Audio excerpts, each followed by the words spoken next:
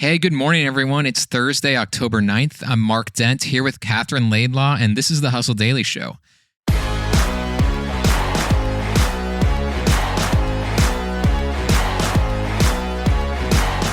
Today, we're talking about malls, specifically two of them, but in the bigger picture, perhaps all of them. One of them is the San Francisco Center, an iconic mall in that city that appears to be on its deathbed, even as AI money has lifted San Francisco. The other is the Monroeville Mall in Western Pennsylvania, which recently got bought out by Walmart with plans for demolition. Is that the future for distressed shopping centers?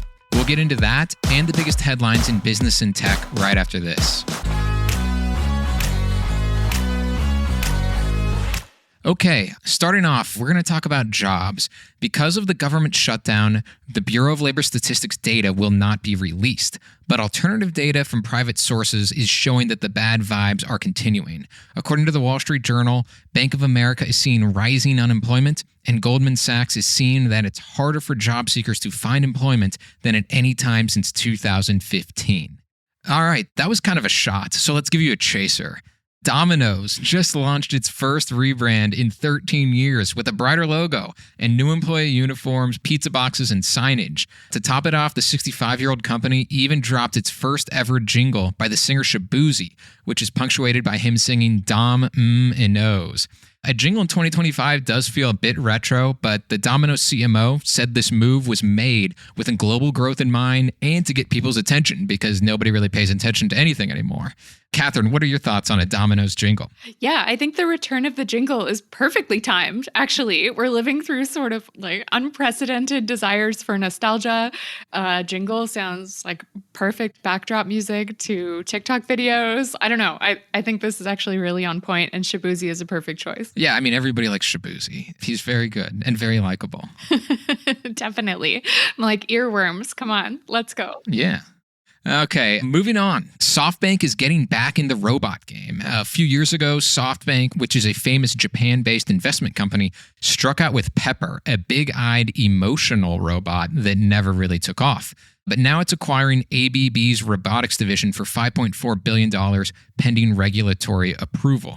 SoftBank has had plenty of bad bets in the last decade plus, including WeWork, but it was also an early investor in Chinese e-commerce giant Alibaba. In streaming news, Hasbro Entertainment is partnering with Sony Picture Television's The Intellectual Property Corporation and B17 Entertainment to create a reality competition adaptation of Clue for Netflix. Netflix, of course, has had a reality show version of Squid Game, which involved some death, and Clue involves murder. So it's going to be quite interesting to see how a adaptation like this is going to play out. I mean, hopefully the adaptation part is that everybody survives in the reality version, ideally. Yeah, I think that would be ideal. According to The Hollywood Reporter, though, details remain scarce. So we don't know. Dun, dun, dun. Yeah. And finally, bring back Studio 54 because gold is having its best year since the disco era.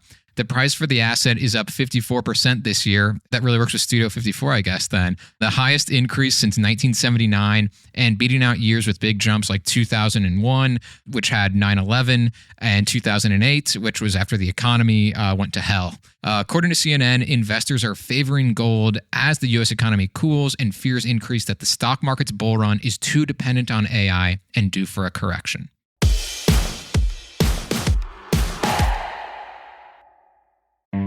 Hey, it's Anna Sale, host of Death, Sex, and Money, the show from Slate about the things we think about a lot and need to talk about more. Many of us have something going on behind closed doors, like a listener we called Elizabeth, who told us she's a hoarder. I see mess beyond probably what most people think of when they think of mess. We'll work through it all together on Death, Sex, and Money. Listen wherever you get podcasts.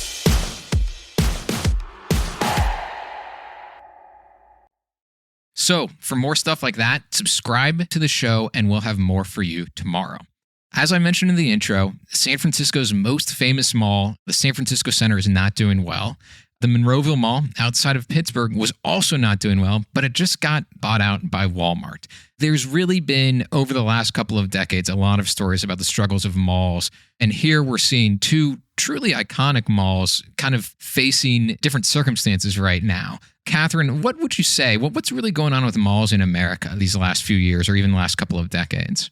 Yeah, well, I know you've done some reporting on this as well, but to me, the general takeaway, both as a maybe more avid shopper than is desirable, but also as a reader, is that it's not that people aren't shopping or aren't spending. Foot traffic in malls is actually up since 2019, but it's affluent customers shopping at high-end stores that are doing well, which is leaving the sort of mid-range and lower-range stores and malls that are sort of anchored by those stores with a real financial problem. Yeah, and that's kind of what seemed to happen here to the San Francisco Mall. According to the Wall Street Journal, 93% of its 1.5 million square feet is vacant. But the troubles really started a few years ago when Nordstrom's left, which was one of the major anchors, as well as a Bloomingdale's. And those are both kind of like higher end type of department stores. They took up about 40% of the mall's space. Oh, wow. And so then once you didn't have those customers going in, it kind of creates this, type of death spiral of where some of those other stores,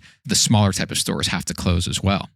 I mean, the Wall Street Journal article that you mentioned had some great and eye-opening anecdotes, like there are 20 stores open now out of 200 stores that used to be open before. The reporter was saying that the day that they went, like security staff actually outnumbered shoppers, and that she spoke to a gentleman who actually spends his lunch break meditating, is basically using the food court as a meditation studio because it's so deserted.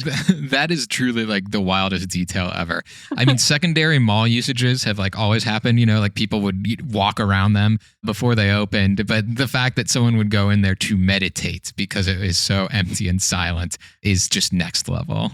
Such a tell. I mean, it's a little less bleak, I guess, than some of the other anecdotes, which talk, of course, about like an uptick in shoplifting or people who are unhoused using the mall as a shelter overnight and things like that, as would happen with sort of a massive vacant building in the midst of downtown, a huge urban center. But one thing that also struck me was that there are some real challenges when it comes to repurposing a building like this. The ownership is really patchwork. Macy's, which owns Bloomingdale's, owns part of the building. Even the ground below the mall is actually owned by, I think, one of the school districts in the city and is leased to the mall. And so there's sort of all of these deals that would need to be made to even turn the mall into something else. Like it's a bit of a quagmire. Yeah, it just feels so difficult for something to happen there, certainly in the near term. But like if we go across the country to Western Pennsylvania, Monroeville, just outside of Pittsburgh. I've been to Monroeville before. I really like it. It's like a really great old-fashioned American suburb. The Monroeville Mall there is very famous. It was part of the film Dawn of the Dead in the late 1960s, for one thing. But it also has seen much better days and was recently purchased by Walmart, which is going to demolish it and create something totally new. This is potentially going to be, according to the New York Times, something like a type of town center development. So instead of just having like all of your mall stores, there would be a Walmart as an anchor, but then there'd be like residential developments there. There'd be walking paths. There would be other types of retail stores.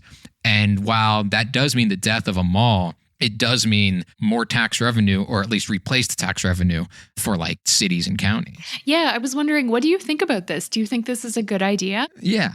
I think there are some pluses and minuses, and I'll start with the minuses, which is that, I mean, I like malls. I still shop at them from time to time. There's just something that really hurts, like when you see like an old community mall like have to be taken down. That said, it's more exciting than seeing one just being gutted day by day, like in San Francisco.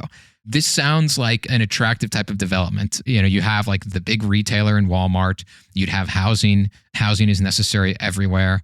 It would feel like its own little small town is what Walmart is kind of going for. And they've been talking about this, according to the New York Times, for several years, to the point like where they would even take some of their existing locations and like kind of convert the parking lots into some mixed use type of stuff. And this just seems like a easier way for them to do it. And just one more negative, Walmart already owns everything. And now they're just going to own more stuff. Instead of just having revenue from their store, it'll be good for them to get revenue from housing and other retail and things like that. But it just helps them consolidate even more power, which depending on how you feel about that could be a good thing or a bad thing. Yeah, I think that's really what gives me pause. Like, of course, I like the idea of more social services being available to people who live in these towns, and big box stores with their parking lots aren't exactly pedestrian friendly. I love the idea of more housing, amenities, as it were.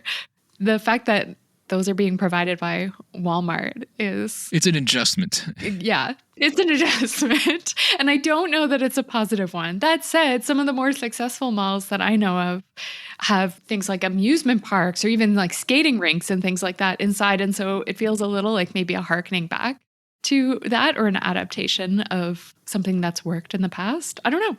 Yeah, for sure. And one thing that was also pointed out in the New York Times story is that Monroeville has fought against having a Walmart more or less for the last 20 years. And so now Walmart is kind of taking like a backdoor entrance into getting into that market with this idea.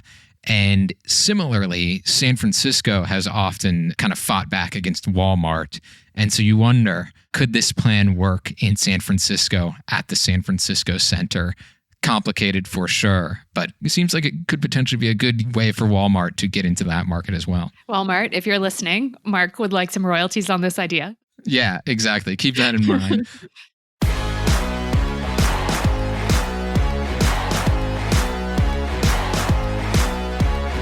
Well, that's going to do it for us today. Thank you for tuning into the Hustle Daily Show. We're a proud part of Hubspot Media. Our editor today is Robert Hartwig, and our executive producer is Darren Clarke. We have a lot more tech and business coverage in our newsletter, so if you're not subscribed, please go get signed up at thehustle.co/email and follow us on Instagram at The Hustle Daily. We will see you tomorrow.